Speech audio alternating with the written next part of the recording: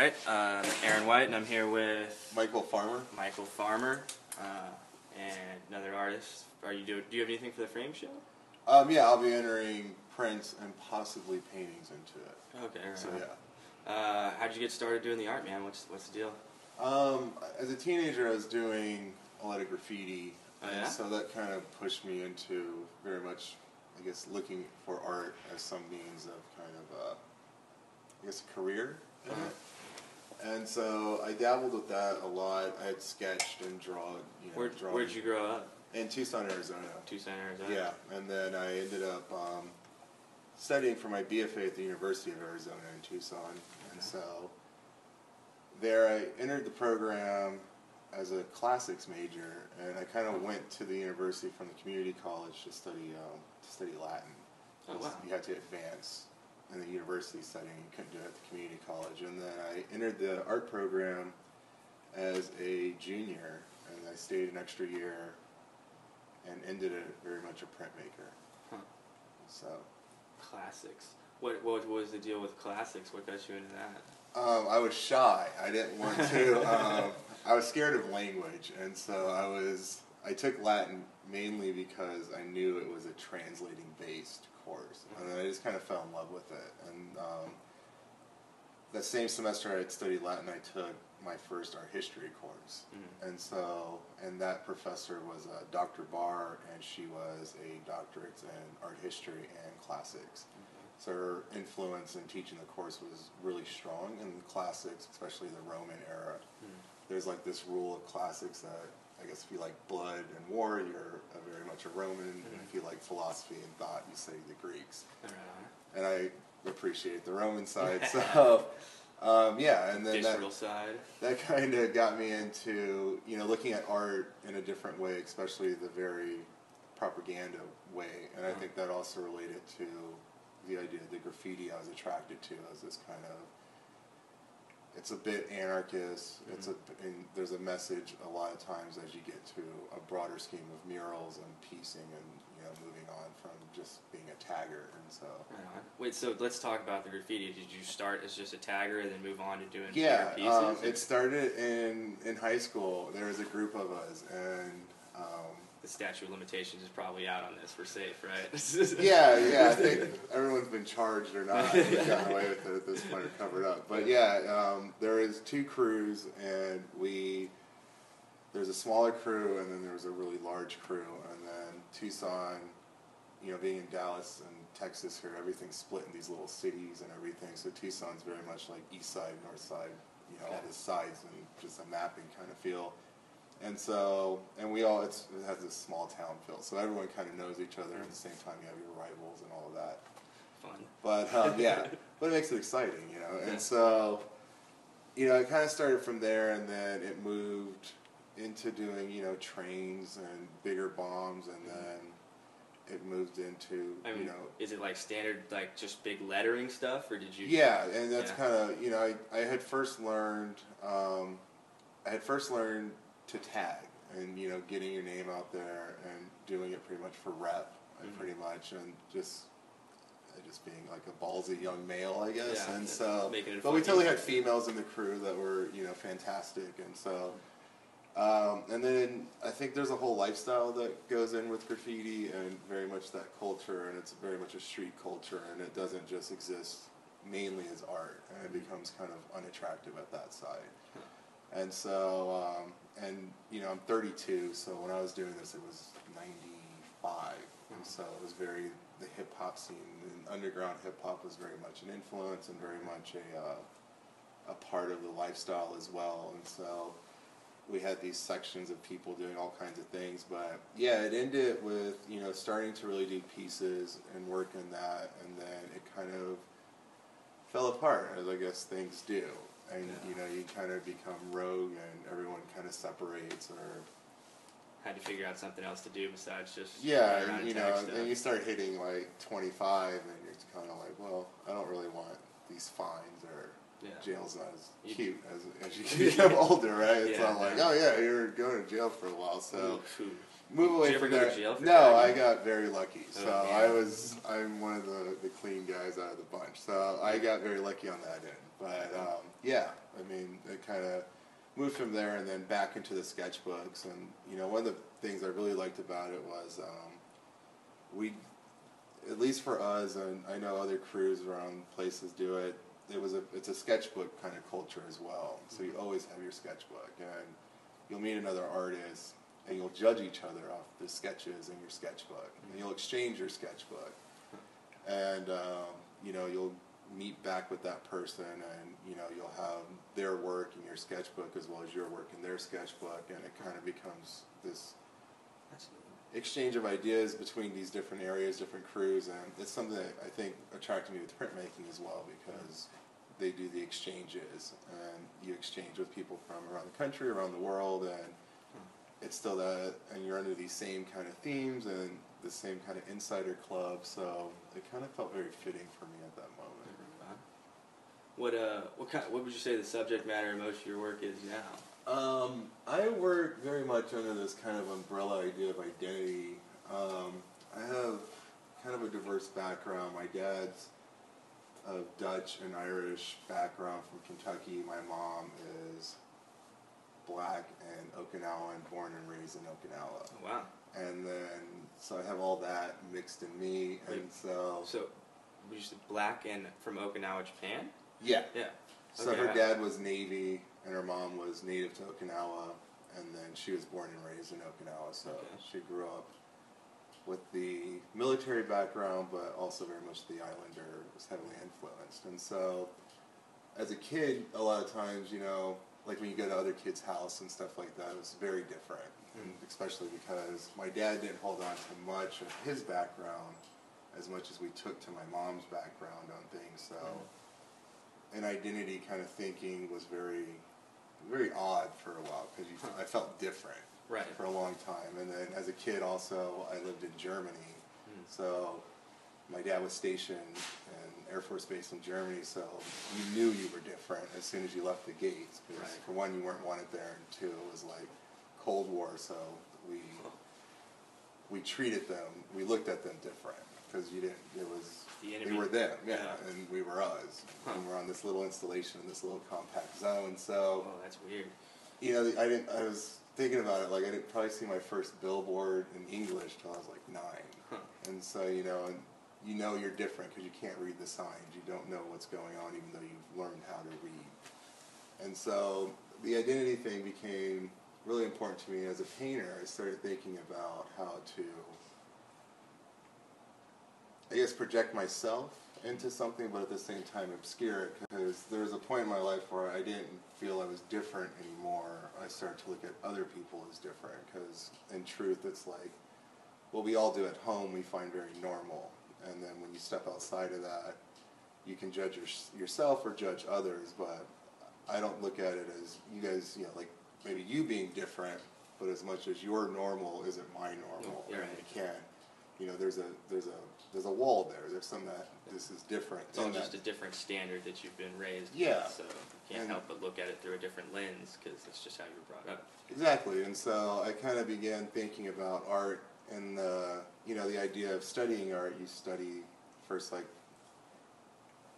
propagandic and, you know, anything, especially like the Roman era art, right, or the Egyptians or any of those folks. Is it, when you started studying art, you had classics as a background already? Were you big into classics in art as well? Or? Yeah, it was really attractive to me, especially because of just the message. It was this really strong and very like, this is the law is what it was, you know, giving you. And so it became a point where I didn't appreciate didactic art and being overly informative about it. And so I started to become very abstract, like, you know, these pieces, and layering was always a conceptual kind of device of, you know, the layering of ideas as the layering of my background. And then the abstract elements became kind of a device to leave it a bit open-ended. And so I guess I felt like the identity of the viewer was just as important as the identity of the artist. And the gesture of being overly didactic might be something that's no longer needed, or maybe it's something that's too dangerous today. And so, and I think about, like if you like Napoleon era, he went after didactic art to become his platform, and then people like Hitler did the same idea, and we still have things even today like Obama Hope poster. Yeah, that still push these ideas that could sway people too much, and there's not enough critical thinking or just the person's own self into it. And that became really important to me, is the identity of the viewer themselves to be able to make a decision or to be creative themselves. You don't want art to be telling people what to think in any way.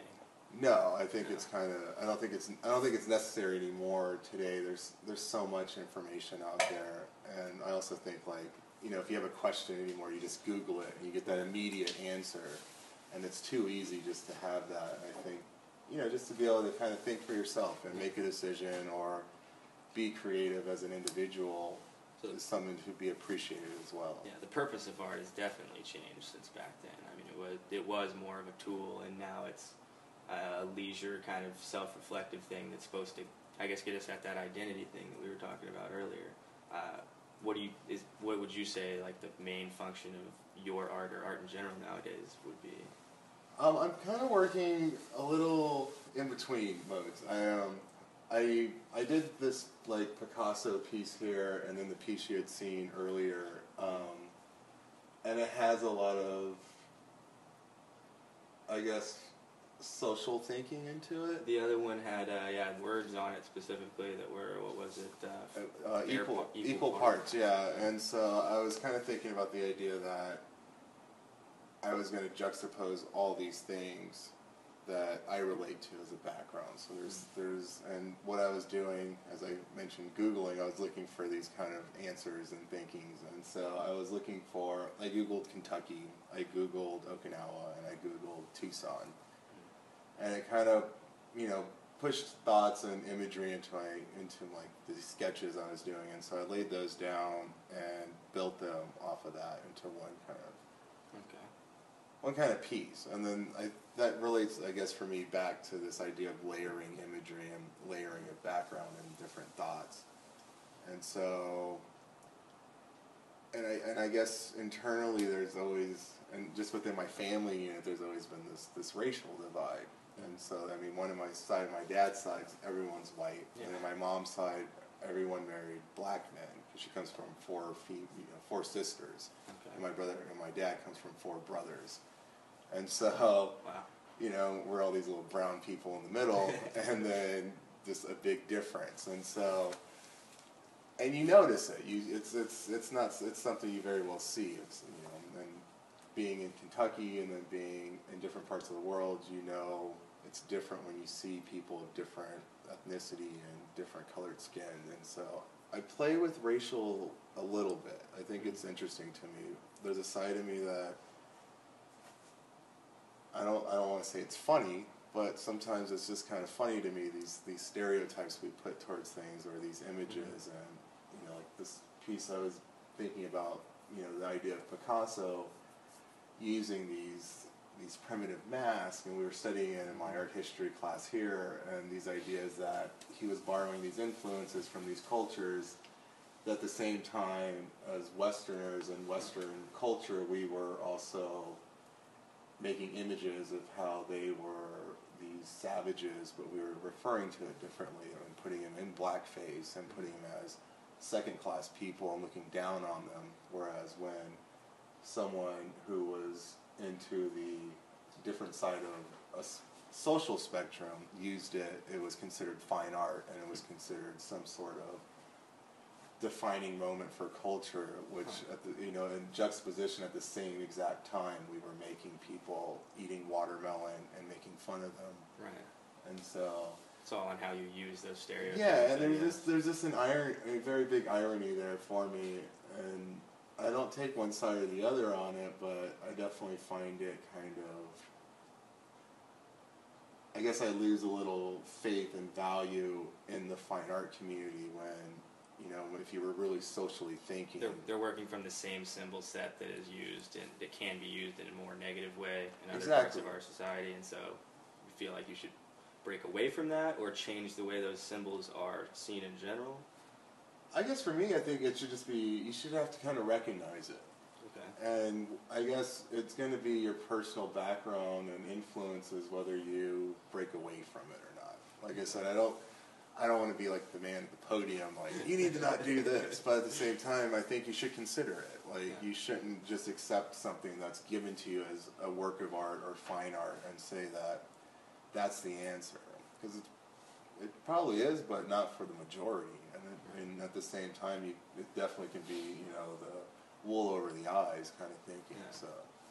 So that'd be a way they would perpetuate those negative stereotypes. If they, did you think that lends credence to the negative stereotypes when Picasso used them, or? I don't. I think that. Was he trying to make people more aware? I think there was a part of his work that was speaking on a broader spectrum of maybe just a social thing, and then of course artists are influenced by all kinds of things, and you find something that's interesting and you keep using it.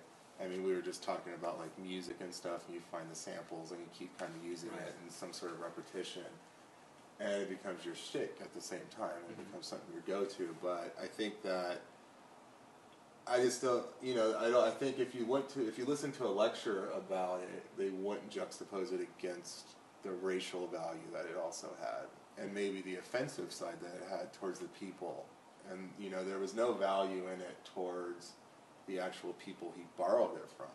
There was only value in the work that was considered a hierarchy of art because it was placed in a gallery, and now it's placed in a museum, and we go and we look at it in awe, and it's like, that's great, but you never go that extra step maybe to really think about the people that it's from, or maybe it's exploitive, and it's just an exploitation of this culture that is now part of a Western culture as a gimmick, and not part of a worldly culture as an understanding of people. That's great. That's awesome. What about the Asian imagery in the other one, or Japanese, I guess specifically? I see koi fish. I see the classic demons. Yeah. So the onis, or something. Growing up, we had onis in my mom's house, and then my aunt's house, and I have them in my house, and they're these protectors, these kind of guardians that people, especially Okinawan culture, hangs in their homes, and it's to kind of rid the home of bad spirits and demons and whatnot. So these pieces were definitely kind of more, I guess, traditionally arranged. It wasn't very conceptually bound to anything. It's kind of that art for art's sake kind of thinking. It was just to kind of make, but it's definitely part of my influence. This particular oni is the one I actually traced off the punch. I can't remember what it's called. It's like a punch stitch process where my mom did them when she was younger. So it's a stitch. You buy something that has a pattern on it, and you stitch through the pattern. Okay. And so I traced that off of that, and then there's a print floating around somewhere of it. But this woman is a piece that hung in my parents' house. They have this huge print in their house that they've packed around with them for like 30, 40 years now. And so, yeah, and I was kind of just toying with that influence and that kind of background, and playing with something that is really part of me, I guess. And I think these type of imageries I was raised very much around, more so than an oil painting of some aristocrat in Europe. Like, it didn't mean as much to me to see any of that work as much as it means more to me to see like the gold Buddha or the lucky cat or something like that. Like that's what I relate to, like home imagery for me. So yeah, I was playing around with things on that nature there. Very cool. Very cool. So what are you involved with here at UD? Are you part of the I don't know, like the teaching thing, or? I'm in my first semester here, and so yeah, I'm just kind of getting to know everything, and carrying on with, I guess, building the networks, and the people around here are really nice, really helpful, and getting involved. And you talked to Sarah, and so she's got me involved with the club they have here, the UDAA, and so I've been working with that. and yeah, just kind of feeling it out and getting everything in line, I suppose. They don't do a teaching assistantship here, so I think that's something that will come in time and is an availability after you gain your MA. Mm-hmm. And so, which is something I'm interested in, doing for the future. So yeah, so you're really trying to make the life out of being an artist thing, not just selling and having another job, or. I'm not sure on that. Yeah, I think that's something that'll come in time totally okay. As an answer. Yeah, I mean, there's a part of me that's like, yeah, I'd love to teach, and I think anybody who's creative or considers themselves a maker of anything would be. To pass things on, really. I mean, it's just doing a service to the rest of the community, it seems like. I don't know, I always find it interesting listening to how artists are going to try and make their art functional in the work, like work for them, that kind of thing. And it seems like a really hard thing to do, to survive as being an artist. Like, what were you doing before you got involved with the UD thing? I was in my undergrad, and I was very big into showing and just getting work out there and kind of just taking part in the lifestyle that was very foreign to me. Like I had never known gallery artists until 2008. Mm-hmm. So. It's still kind of new to me, and the whole game is still pretty new to me. But I think it's something that I like. I enjoy doing it. I like putting stuff out there. I think there's a side of me that considers it entertainment value, and then there's a side of me that considers it educational value. Mm-hmm. And I think trying to balance that out.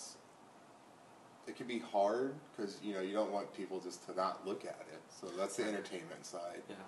And then the other side is you want some meaning in it, because I mean, if there's no meaning in it, it might as well just be like a paper plate. It's like, its use is for its use and nothing more. But yeah, I don't know, I guess I'm not really sure on that. Yeah. That's okay. I don't think most people are. Like, it's a really hard way. It seems like a really hard thing to find your little niche and how you're going to make the art work for you. But man. I like all your stuff a lot. You mostly do linoleum or woodblock, or? Yeah, I'm big on etching and I'm big on relief. I've done a lot of training in lithography, but I haven't done any in it's going on a year now. So, and that's just a pain sometimes, and I tend to stay away from it because it's crazy. And so, but yeah, I've been doing a lot of relief and etching so far. This kind of. And I did a lot of letterpress over the summer, and which is very didactic because you're reading something. Right. So that was interesting to play with, and that idea of kind of making something that's legible, abstract. Huh. And so yeah, but right now I'm mostly doing relief cuts. And do you have a place anywhere like where people could see all your art, like a website or something like that? Or I do not. I am in the process of building one. So yeah, I am trying to get one out there and then start moving along with that. I've just been really showing. I have a piece online right now in the Shy Rabbit online show, which is this international juried exhibition, it was judged by the professor here, Jürgen Strunk, and so, which was one of the reasons I ended up applying to the program, because part of it was I was in an advanced printmaking class, and we all had to enter a major show, like a big show, and the point was to fail and not get into the show, and I happened to get in, so I kind of got lucky on that. But the point was to get the tough skin, know you'll be rejected, get over it, and I got in. The first show I got rejected from was this semester in Dallas, so that was amusing as well. But I had, it was 300X, 500X, whatever it is down there. I got rejected at that show, and so, or refused, or however nicely it's put. But yeah, I mean, it was kind of amusing because it was like, oh wow, you finally come to grad school and you get your first rejection. It's like, I guess lesson learned. But so I'm in that show. It's the Shy Rabbit show, and then I entered it's a North Texas Printmakers Guild show yesterday. The opening reception is November 4th, and I believe it's like 2:30. And so I have a print in that, and so that'll be my first showing in Texas as a whole, and then outside of the UD community. So. Yeah, right on, man. All the stuff looks great, man, and yeah, hope to see more of it soon. Definitely going to see some at the Frame show, right? Definitely, I'll have prints there, and I'm trying to get some other printmakers I had worked with previously to send some work in. So yeah. Is it like different communities where like all the printmakers hang out, and then like all the fine art, like the oil on canvas people hang out? As far as here, in general, I mean, I don't think there's always a divide in studio space, but I think that just goes with safety and regulations of what happens in a room. But I think in the end everyone kind of comes together just as artists and is able to work together or help each other. I think we all go through the same sort of problem solving and, back and forth of ideas, whether it's concept or finish or installation. I think everyone has the same kind of problems at some point or the other. So I think to me it's seemingly, but I mean, printmakers are very communal. And I always kind of, in reference to it, being trained in painting, moving into printmaking, it was always like, as a painter, you paint by yourself. You don't need a shop. You don't need people around you, really. You can paint anywhere. And I think as a printmaker, there's going to be times where you need clean hands to register paper. You're usually going to be in a shop with multiple people. So I think printmaking just as a medium builds a community. So. Okay, yeah, right on. It's a Printmakers Guild. I was like, oh, that's kind of cool. Yeah, and then there's like the conferences and all these there's the dirty printmakers and all these little groups that pop up around there. What are the dirty printmakers? It is a group of very established printmakers, and they're fantastic. One of the people I had interned with, Catherine Polk, she's part of this group, and some of them they either use like a tagging crew or something, right? Yeah, it's kind of interesting. Yeah, and so they use very either diverse methods, or maybe they're not so hung up on the old traditions of printmaking. Okay. So it's not like they're dirty, like naughty. Yeah. But it's kind of but it's like it's just this dirty like not clean cut, not established motifs. The methods are a little diverse than the typical, your basic training of printmaking. Like, they might not be so hung up if their borders are perfectly aligned or clean, but at the same time, if you look at any of the people in it, their prints are fantastic and beautiful, so it almost is like... Right, but they just don't follow all the rules. All the old rules, yeah.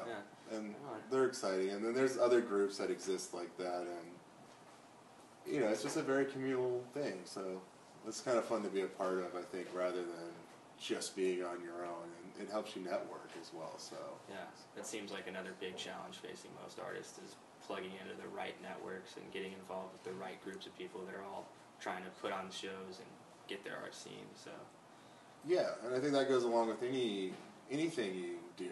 It's always who you know, right? And you have to look the part and all those things. So it always helps to have something that extends past your block, and it might be the difference of being in a show or getting a job or making it as an accountant or an artist, I think. yeah. Well, all right, man. That was great, and I hope people check out your stuff and get that website up so we can. Yeah, for sure. I need to get that website up. All right. Well, it's good talking to you. All right. Thanks, man. Yeah, no problem.